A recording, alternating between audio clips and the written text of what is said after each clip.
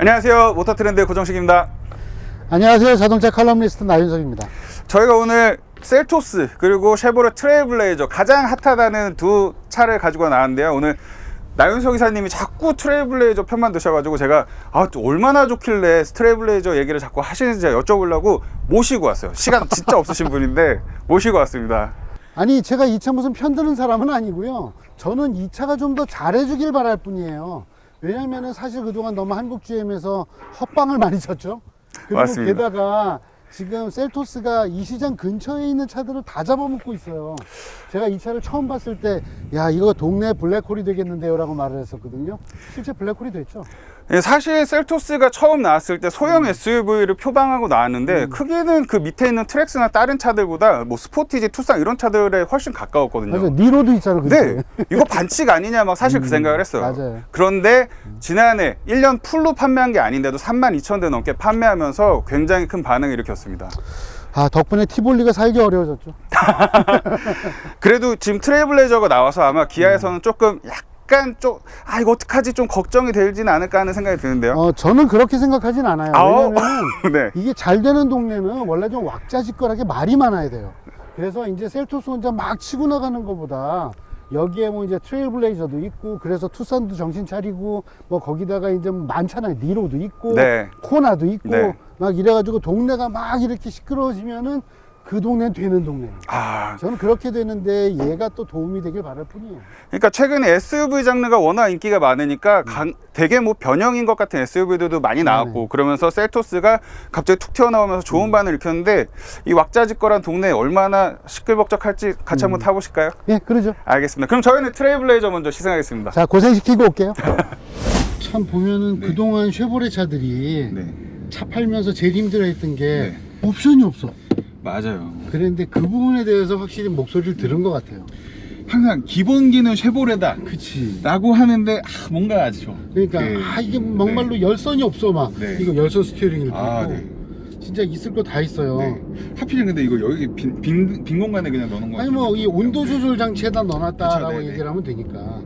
그리고 하여튼 이 차가 이제 한국 GM 입장에서 볼 때는 생사를 가를 정말 중요한 모델이잖아요. 맞습니다. 이 차는 사실 내수도 내수지만 해외 생산기지 역할까지 하고 있기 때문에 한국 쪽에 정말 중요한 차인데 맞아요. 어쨌든 그래도 국내에서 개발해서 또 국내 소비자한테 이렇게 선보였으니까 저희가 국내에서는 이 차가 어느 정도일지도 한번 생각을 좀 해봐야 될 것 같아요. 그렇죠. 이 차가 보면은 사실은 지금 저는 제일 안타까운 것 중에 하나가 뭐냐면 이게 지금 뭐 한국GM 담당자들도 그러고 이 차의 경쟁 상대는 셀토스다.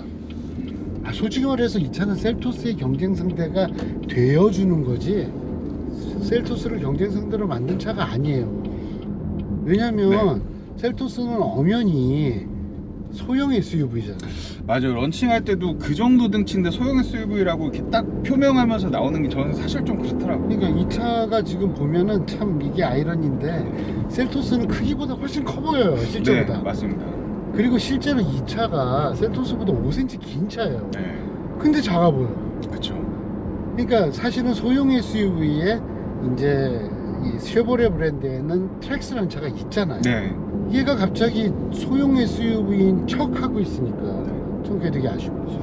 맞습니다. 사실 주행감 같은 것도 보면 차이가 좀 급이 다르다라는 생각이 좀 들어요. 네, 맞아요. 이 차가 보면은 겉으로 생기기에는 되게 뭐 다이나믹하고 그렇게 생겼는데 사실은 이 차는 움직임이 꽤 진득한 차예요. 그래서 보면은 스티어링도 딱 이렇게 쭉 꺾어 보면은 처음에는 약간 언더스티어가 나는 것 같다가 그 다음에 이 코너를 차분하게 착착착 밟고 돌아주는 그런 안정감이 좋고, 그리고 앞뒤 바퀴가 진득하게 같이 가는 느낌이 좋은 차예요. 오히려 저기 기아 셀토스가 앞바퀴가 휙휙휙 움직여요. 그런데 차는 더 진득한 것처럼 느껴지는 거죠.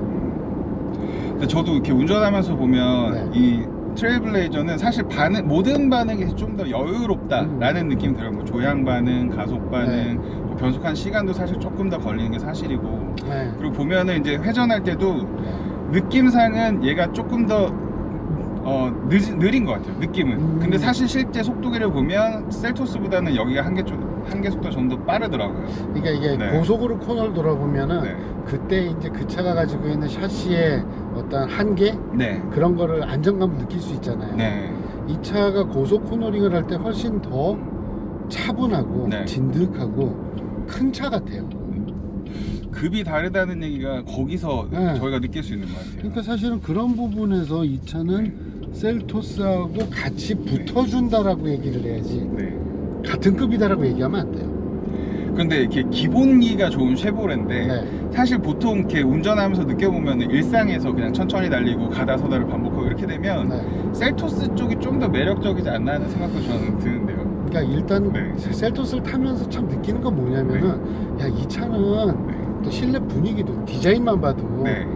훨씬 이거보다 급이 높은 차처럼 보여. 예, 약간 고급스러운 느낌이 약간 있죠. 아, 맞아요. 뭐 예, 이게 예. 수평 라인을 중심으로 네. 한 디자인이라든지 뭐 이 모니터 생긴 거라든지 화면도 크고 네, 네, 그런 플로팅 걸, 방식 네, 그런 걸 네. 보면서 이게 마치 더 큰 차 같아. 그리고 사실 뭐 소재상에 솔직히 큰 차이는 없는데 네. 마치 더 고급 소재인 것처럼 보여. 네. 그런 거 얄밉죠. 그런데 하나 네. 확실하게 네.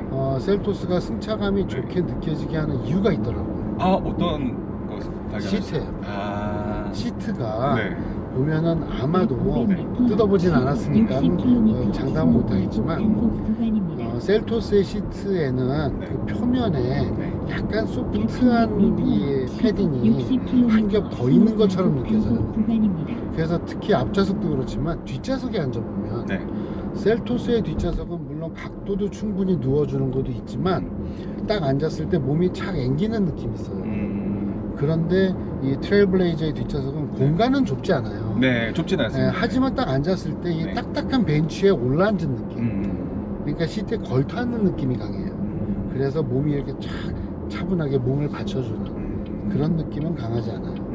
그래서 그런 느낌들이 전체적으로 이 차를 더 작은 차, 네. 어린 차, 젊은 차처럼 느끼게 만든 것 같아요. 이 차가 1.35L 네. 3기통 엔진. 네. 이게 150마력대 엔진인데 사실은 출력에서 한 20마력 차이가 나잖아요. 네, 작지 않은 차이죠, 사실은. 그게 어디 가진 않아요. 물론 이 엔진이 네. 그 말리부에서 처음 봤을 때보다는 진동도 덜하고 네. 그리고 이제 실린더 하나의 크기가 더 크잖아요. 네. 그러니까 1.35L를 3으로 나눈 거니까 네. 1.6을 4로 나눈 것보다는 실린더가 크거든요. 실린더 크기가 크다는 건 한번 터질 때 폭발력이 세다는 소리이기 때문에 네. 한번 터질 때 토크를 더 만들어낸다는 뜻이 돼요. 그래서 이 엔진이 훨씬 중저속도에서의 토크감은 좋아요. 네.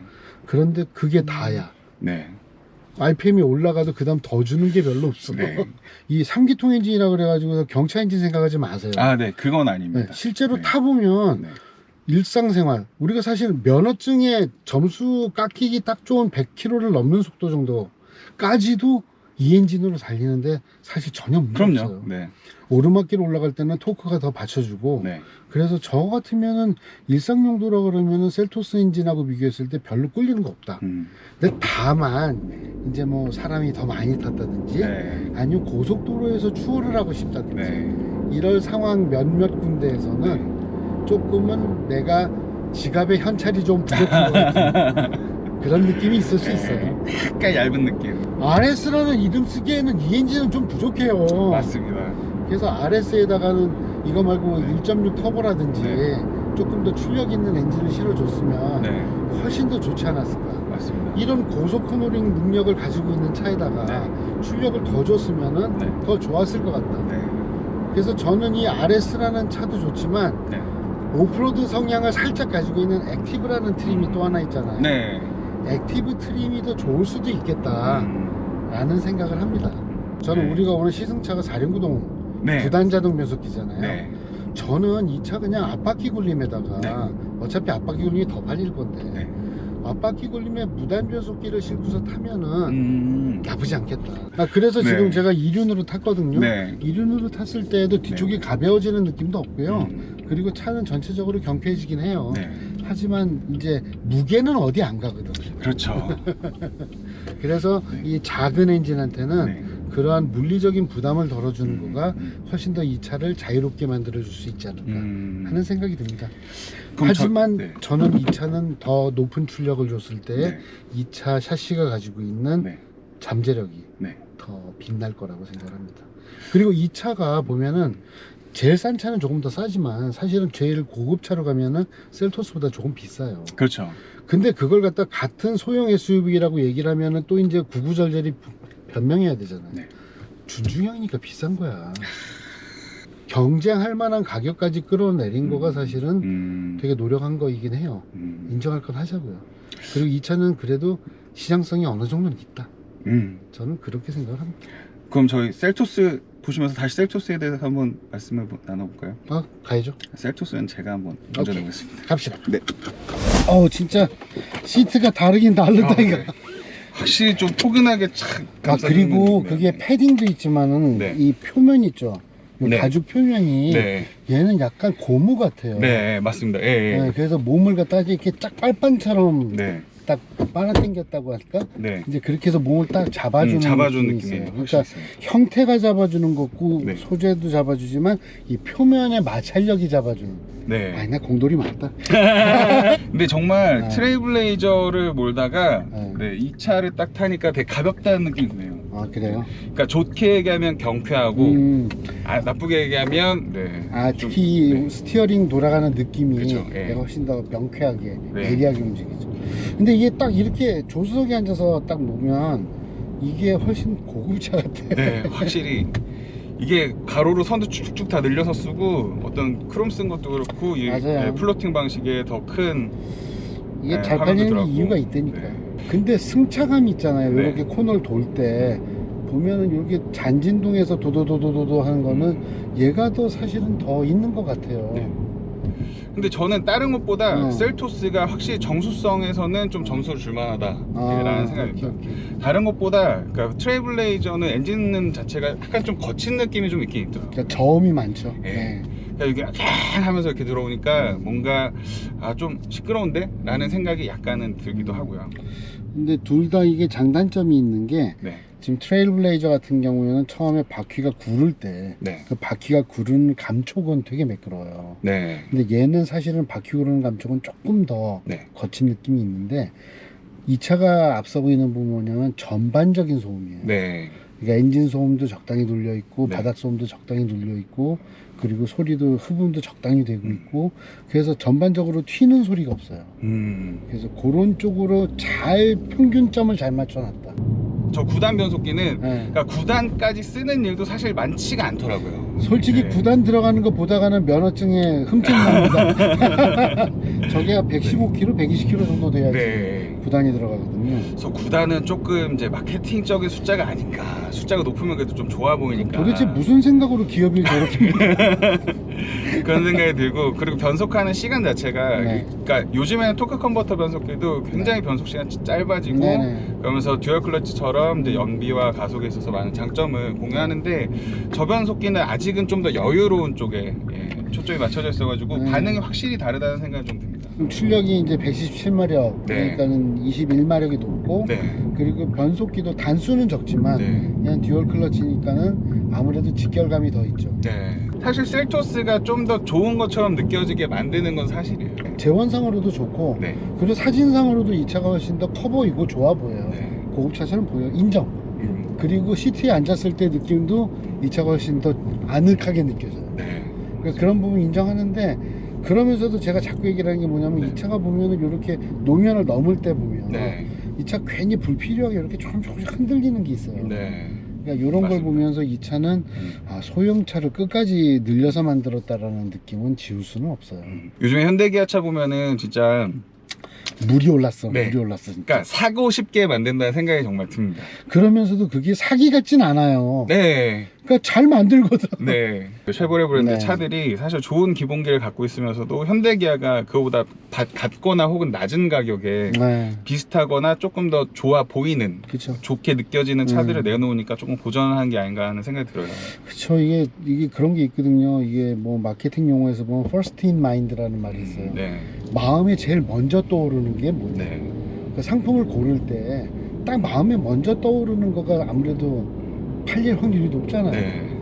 그걸 또 보면은 욕하면서도 현기차가 제일 먼저 앉아보면은 이 1열 헤드룸은 사실 트레일블레이저 더 높아요. 좋은 얘기 하셨어요. 네. 실제로 트레일블레이저가 네. 이 모양은 좀 더 와일드하게 보이지만 사실은 시트 포지션을 제일 낮췄을 때는 더 낮아요. 네, 맞습니다. 그래서 시트 포지션이 낮고 조절폭도 넓어요.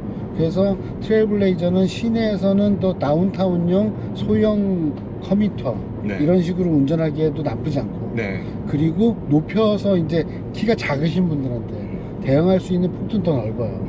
하지만 셀토스의 경우에는 시트를 낮추는 게 한계가 있다 보니까 사실 이제 정식 시처럼 앉은 키뿐만 아니라 모든 키가 다 큰 이런 사람들한테는 사실은 좀 답답하게. 네. 그러니까 이 차가 보기만큼 넓은 차는 아니거든요. 네, 맞습니다. 특히 앞좌석. 네.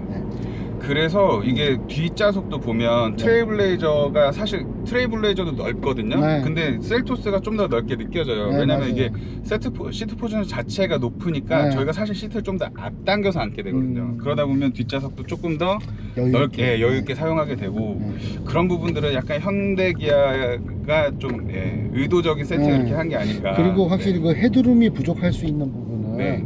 보면은 셀토스는 뒷좌석 각도를 더 많이 높일 수 맞습니다. 있어요. 예. 그러니까 그 부분으로도 커버를 해요. 네. 트레일블레이저를 얘기할 때는 네. 거의 파워트레인, 셰시, 그렇죠. 조종 구동, 성능 막 뭐. 그런 얘기를 계속 했는데 네. 아무래도 셀토스 타게 되면 그것보다는 디자인, 인테리어, 맞아요. 쓰임새, 옵션 뭐 이런 얘기도 먼저 하게 맞아요. 돼요. 네.